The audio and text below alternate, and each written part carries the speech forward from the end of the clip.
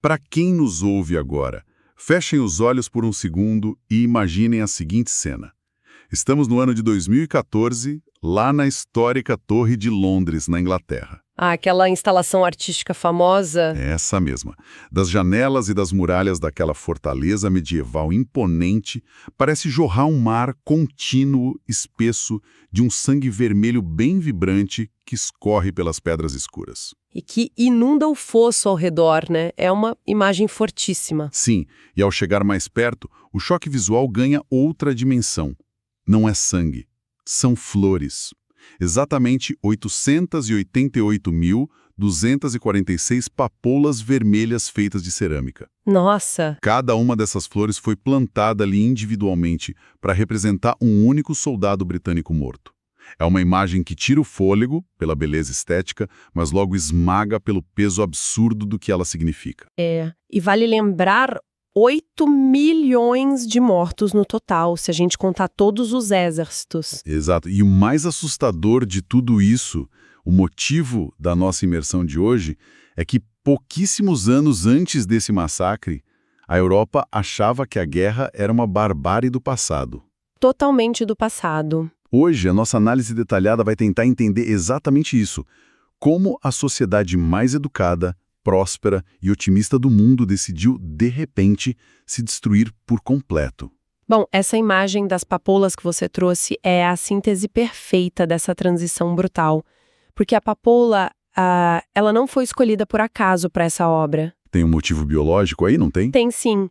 Durante o conflito, a terra na Europa foi tão revirada pela artilharia, tão envenenada por explosivos químicos, que quase nada crescia. Virou um deserto de lama. Exatamente. E, incrivelmente, a papoa era uma das poucas flores que ainda conseguiam brotar na lama tóxica dos campos de batalha e nos cemitérios improvisados. Caramba! Então, o contraste histórico aqui é o que mais choca, porque até a véspera de 1914, a Europa vivia a chamada Belle Époque. Havia uma efervescência absoluta, sabe? O telefone, o cinema, o automóvel. A eletricidade iluminando as avenidas de Paris e Londres.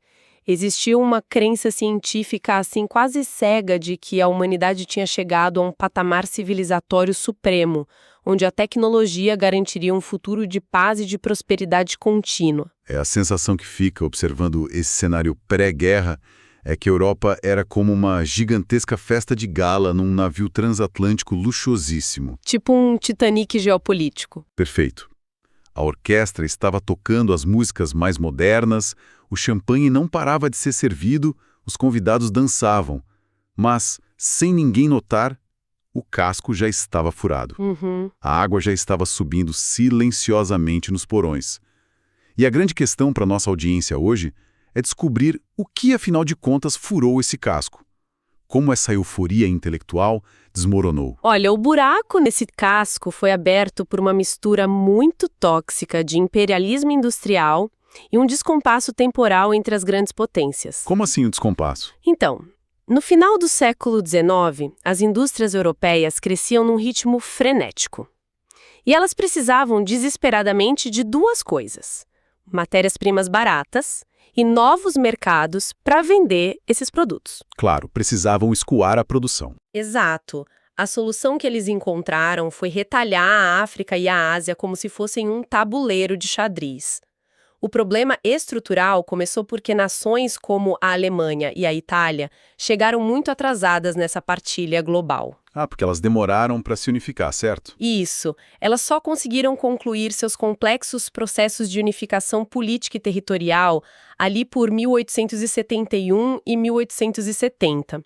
Quando o Império Alemão finalmente olhou para o mapa buscando as suas colônias, potências consolidadas como o Reino Unido e a França já tinham dominado as fatias mais lucrativas do mundo. Sem contar que a França ainda guardava um rancor imenso do recém-criado Império Alemão, né? Nossa, um rancor histórico. Porque na Guerra Franco-Prussiana, que terminou justamente em 1871, os franceses foram humilhados e perderam territórios riquíssimos em minérios como a Alsácia e a Lorena. É um ressentimento que ficou fervendo em fogo baixo por décadas. E foi um ressentimento que alimentou o que a gente chama de paz armada, que é, no fim das contas, a grande ironia da Belle Époque. Todos fingindo que eram amigos. Exatamente. Durante décadas, os diplomatas trocavam apertos de mão e brindavam em banquetes, fingindo manter relações pacíficas. Mas lá nos bastidores, a mesma indústria que criava o telefone estava produzindo armas numa escala colossal. Metralhadoras, canhões. Metralhadoras capazes de disparar centenas de tiros por minuto, canhões de longo alcance, frotas inteiras de navios blindados. E prevendo que essa panela de pressão ia explodir, eles criaram uma rede de alianças secretas. De um lado, a Tríplice Aliança, com a Alemanha, Império Austro-Húngaro e Itália. E do outro, a Tríplice Entente, com Reino Unido, França e Império Russo. Eram acordos estritos de defesa mútua. A clássica lógica de colégio, tipo, se mexer com meu amigo, vai ter que se ver comigo. Bem isso. Muito se fala para quem busca entender esse período que essa rede de alianças funcionava como um grupo de mensagens onde os países faziam conchavos pelas costas uns dos outros. Mas certo, vamos desempacotar isso. Vamos lá. O estopim acontece em 1914. O arquiduque Francisco Ferdinando, herdeiro do Império Austro-Húngaro, é assassinado em Sarajevo por um estudante bósnio ligado à Sérvia. Isso. A narrativa comum diz que as alianças arrastaram todo mundo para a lama. Mas a guerra era realmente inevitável por causa dessas alianças secretas? Ou o assassinato do arquiduque foi apenas uma desculpa muito conveniente para líderes que já queriam brigar? Olha, o assassinato foi a faísca, mas o que tornou a guerra inevitável não foram apenas os tratados de papel, sabe? Foi a logística militar invisível por trás deles. Logística? Como assim? A Paz Armada criou uma máquina industrial de mobilização que não tinha pedal de freio. Em 1914, os exércitos eram compostos por milhões de recrutas. Para colocar milhões de homens na fronteira antes do inimigo, os generais dependiam de uma malha ferroviária complexa e cronogramas de trens matematicamente rígidos. Ah, então não dava para simplesmente mudar de ideia. De jeito nenhum. Quando o Império Austro-Húngaro declarou guerra à Sérvia, a Rússia, que protegia os sérvios, ordenou a mobilização das tropas. Aí a Alemanha viu os trens russos se movendo. Exato. Assim que a Rússia apertou o botão de mobilizar, a Alemanha se sentiu ameaçada e também acionou seus trens. Uma vez que esses soldados começaram a embarcar nos vagões com horários estritos para chegar às fronteiras, nenhum diplomata conseguiria simplesmente pedir para o trem parar no meio do caminho para negociar. A engrenagem logística engoliu a diplomacia, então. Totalmente. O Império Austro-Húngaro ataca a Sérvia, a Rússia se move, a Alemanha declara guerra à Rússia e, por tabela, à França, e aí o Reino Unido entra para barrar a Alemanha. A máquina saiu do controle. E o nível de ilusão era tamanho que a frase mais repetida pelos soldados que embarcavam nesses trens era: "Ah, estaremos de volta em casa para o Natal." É triste pensar nisso. Havia uma crença ingênua numa guerra de movimento, onde cavalarias marchariam gloriosamente, tomariam a capital inimiga em semanas e acabou. Só que a realidade tecnológica bateu a porta de uma maneira impiedosa. Muito impiedosa.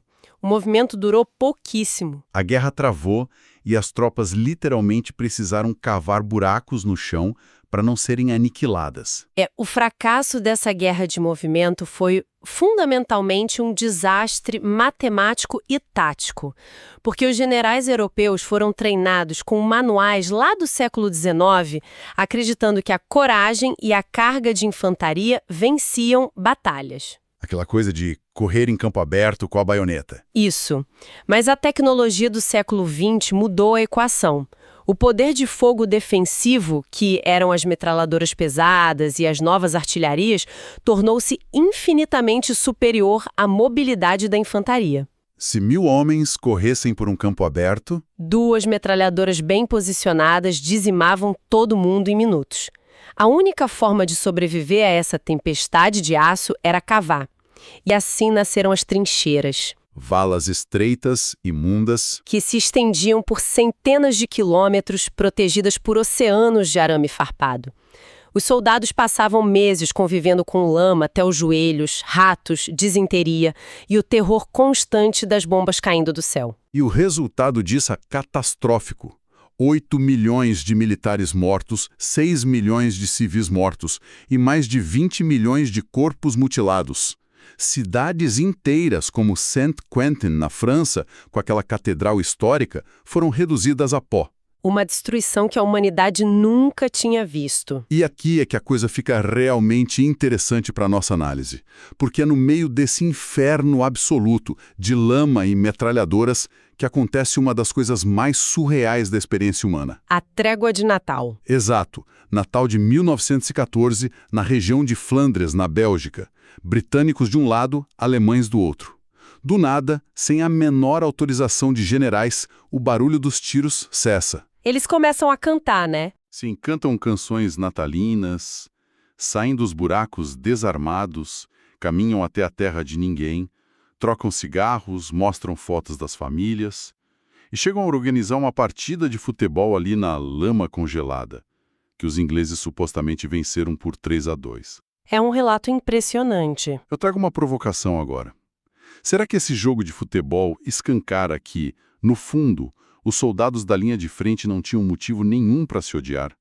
Que essa inimizade era uma invenção puramente dos governantes no conforto de seus escritórios? Olha, é uma constatação muito poderosa.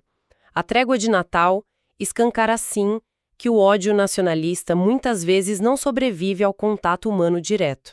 Eles descobriram que compartilhavam o mesmo terror, o mesmo frio e a mesma saudade de casa. Foi uma rebelião silenciosa da empatia contra a máquina de guerra. Mas não durou, né? Infelizmente não. A realidade histórica exige que a gente veja isso com sobriedade. Essa trégua só foi possível no primeiro ano, quando as feridas ainda eram frescas. Conforme os anos avançaram, a engrenagem triturou essa humanidade. Principalmente com as novas armas. Com certeza. O uso de armas químicas indescritíveis, tipo gás mostarda, que cegava e sufocava lentamente, aliado ao trauma de ver amigos de infância sendo despedaçados todos os dias, fez o rancor criar raízes profundas. O ódio virou pessoal. Exato. Depois de 1914, confraternizações assim desapareceram quase por completo do fronte. Pensar que eles apertaram as mãos e dias depois estavam jogando granadas uns nos outros desafia a compreensão. Mas enquanto esse trauma engolia os homens nas trincheiras, a estrutura da sociedade longe dali também passava por um terremoto. Na retaguarda, nas cidades. Isso. Porque se os homens estavam todos atolados na guerra, quem estava mantendo os países funcionando? É aqui que a gente presencia a entrada massiva das mulheres na economia industrial. É um ponto crucial.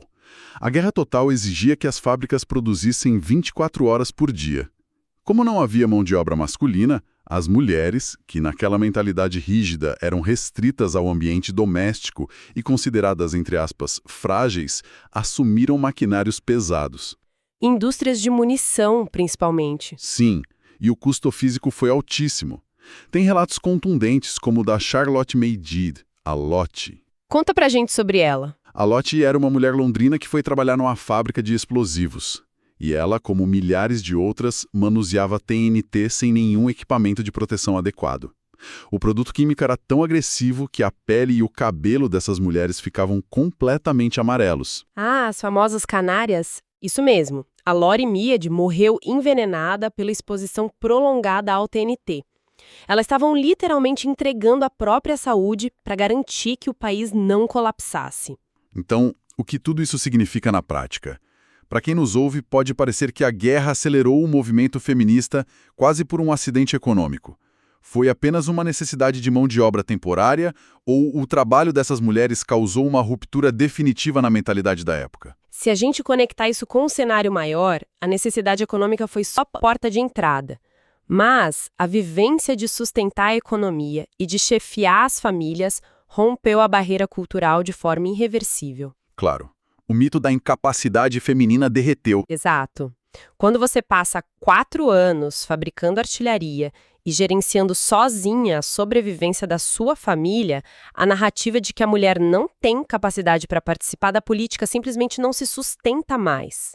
Não é coincidência que o direito ao voto feminino ganhou força irrefreável logo após o fim da guerra. Mas, ao mesmo tempo que a guerra forçou esses progressos sociais, essa mesma cortina de fumaça gerou um ambiente perfeito para atrocidades internas indescritíveis, né? E aqui a gente entra num ponto muito sombrio. Enquanto as manchetes estavam obcecadas com o fronte ocidental, líderes extremistas aproveitaram a distração global. Os registros das nossas fontes apontam para o genocídio armênio, que começou em 1915. O que aconteceu exatamente, baseado nos registros? O governo do Império Otomano, liderado por um grupo nacionalista chamado Jovens Turcos, implementou políticas sistemáticas que resultaram na morte de cerca de 1,5 milhão de armênios cristãos. 1,5 milhão? Sim, e as justificativas do grupo focavam na defesa de uma pureza étnica e supremacia muçulmana na região, usando a desculpa da segurança nacional durante a guerra para promover prisões em massa, marchas da morte pelo deserto e execuções. É a constatação terrível de que o nevoeiro da guerra não esconde só os erros estratégicos, mas serve de manto perfeito para projetos de extermínio por intolerância. E o mundo sangrando, sem as trincheiras saírem do lugar. Parecia que a Europa ia se esgotar. Até que a balança de poder global sofre um abalo sísmico. Chegamos em 1917. Exato. A equação do conflito precisava de uma força externa. E ela veio de forma avassaladora. Os Estados Unidos, que lucraram muito vendendo suprimentos, mudam o cálculo e entram na guerra. E por que eles entraram? Porque a Alemanha adotou a guerra submarina irrestrita, afundando navios mercantes dos Estados Unidos. Isso quebra o isolacionismo americano. E eles injetam dinheiro fresco, suprimentos e 4 milhões de soldados descansados. No momento crítico, vale dizer. Porque a Rússia estava desmoronando com a Revolução dos Bolcheviques em 1917 e abandonou o conflito. Mas a maré americana esmagou a resistência alemã, forçando a rendição em outubro de 1918. A guerra acaba e chega a hora de cobrar a conta do desastre com o Tratado de Versalhes. Fazendo uma analogia aqui para a nossa audiência, é como convidar alguém para jantar, cobrar a conta do restaurante inteiro só dessa pessoa e ainda confiscar o carro dela na saída. É uma analogia muito boa, viu? A Alemanha perdeu territórios vitais, foi proibida de ter força aérea ou submarinos e tomou uma multa matematicamente impossível de ser paga. Essa humilhação tão extrema imposta à Alemanha não era uma receita óbvia para criar um sentimento de vingança no futuro. Eles realmente acharam que isso traria paz. Isso levanta uma questão importante. A cegueira ali foi motivada pela sede de punição e por interesses territoriais práticos. As nações vencedoras abriram o capô do carro da Alemanha, desmontaram o motor e dividiram as peças. E o mapa do mundo foi redesenhado. O Império Austro-Húngaro foi fragmentado, o Império Otomano deixou de existir e olha esse detalhe. Regiões do Oriente Médio foram divididas com linhas retas entre a França e o Reino Unido, por causa das reservas de petróleo. A geopolítica contemporânea nasce aí. Exatamente. E a ironia profunda é que, no mesmo momento, eles fundam a Liga das Nações em Genebra para assegurar a paz global. Eles criaram uma instituição para manter a paz, enquanto o próprio tratado garantia as condições para o próximo banho de sangue. E enquanto a Europa ficava em ruínas lidando com esse luto geracional, os Estados Unidos saíam da guerra nadando em dinheiro. Mergulhamos na década de 1920, os famosos anos loucos, a invenção do consumo em massa. Linhas de montagem do Henry Ford, cidadão comum querendo o automóvel, geladeiras elétricas, o rádio, o cinema, o jazz ditando o ritmo. Mas tinham um lado obscuro, não tinha? Tinha. Uma desigualdade brutal. Cerca de 90% da riqueza gerada pelo país estava acumulada nas mãos de míseros 13% da população. É um castelo de cartas. O operário que fabricava o carro não tinha dinheiro para comprar. E o que me deixa perplexo é a falta de visão das fábricas. Se a Europa estava voltando a produzir no final dos anos 20 e os americanos viam que as vendas estavam caindo, por que as indústrias simplesmente não diminuíram a produção antes da bolha estourar? A crença inabalável no liberalismo da época. Foi negação coletiva ou ineficiência do sistema? Foi a doutrina extrema do liberalismo clássico. Eles acreditavam que o mercado possuía uma inteligência natural e se autorregularia. Intervenção do Estado era heresia. As fábricas não paravam porque parar significava fraqueza. Mas uma hora os galpões lotaram de mercadoria. E aí a realidade quebrou a teoria. Começaram as demissões em massa, o trabalhador sem salário não comprava nada, o efeito cascata estourou na famosa Quinta-feira Negra, 24 de outubro de 1929. A quebra da Bolsa de Nova York. Investidores entraram em pânico. 15 milhões de desempregados. Mais de 5 mil bancos faliram porque as pessoas correram para sacar e não tinha dinheiro. Uma implosão que sugou o planeta inteiro. Aqui no Brasil, o impacto é surreal. Como a gente exportava café e a xícara de café virou luxo no mundo, o governo brasileiro começou a comprar toneladas do produto e atear fogo. Queimar café para forçar o preço a subir? Imagina a cena. Governos queimando comida, enquanto as populações ao redor do mundo entravam na fila da sopa. Diante disso tudo, como eles reconstruíram o piso sob a sociedade? Abandonando o dogma. A solução, descrita nas nossas fontes, vem a partir de 1933, com o Franklin D. Roosevelt e o New Deal. Uma intervenção estatal sem precedentes. O Estado assumiu a rédea. O governo passou a investir bilhões para construir estradas, pontes e redes elétricas. O objetivo primário era colocar salário no bolso do trabalhador para ele voltar a consumir, além de salvar bancos e criar seguridade social. Ou seja, em momentos de colapso, o Estado precisou intervir para a civilização não ir à falência. Que teia impressionante nós desvendamos hoje. A gente começou numa Europa elegante, mergulhou no pesadelo de trincheiras que afundou impérios, viu as mulheres reescrevendo seu papel e acompanhou a bolha de euforia que explodiu na maior depressão financeira da história. Pois é, a história não é uma prateleira com eventos isolados. É um fluxo interconectado, sabe?